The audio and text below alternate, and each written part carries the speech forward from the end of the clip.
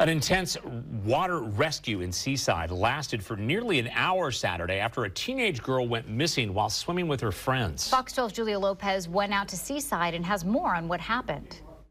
This beach near Broadway Street was full of rescuers and even the Coast Guard when this teen got caught in a rip current. Now, thankfully, she was rescued safely, but as people are visiting the coast this spring break, crews say these waters can be dangerous. They do as many as 60 rip current rescues a year. That's why it's so important to know what to do if you get caught in one. Scary. She's lucky, very lucky. It was a scary Saturday in Seaside. Fire crews say around 6 p.m., 3 teenagers were out swimming when one of them disappeared. The other 2 quickly swam to shore and got a bystander to call 911. After nearly 40 minutes of searching with jet skis, rescue swimmers, and a Coast Guard helicopter, the missing girl was found on a sandbar 8 blocks from where she started. She actually reported to the crews that, she started getting swept away.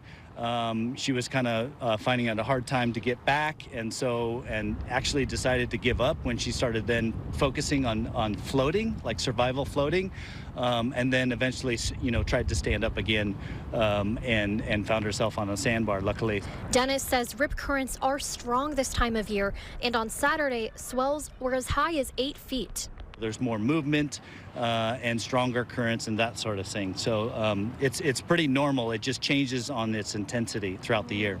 Plus, hypothermia can set in minutes without a wetsuit. He says Saturday's survivor did 2 things that saved her. Wasn't swimming alone, so she had friends that could go back and get help, and that, she remained calm and thought about what she needed to do, which enabled her to survive. He says never panic in a rip current. Swim towards where the waves are breaking and parallel to the beach. Know your limitations, how good of a swimmer you are, and knowing what the conditions are of the ocean, because it's dynamic and always changing.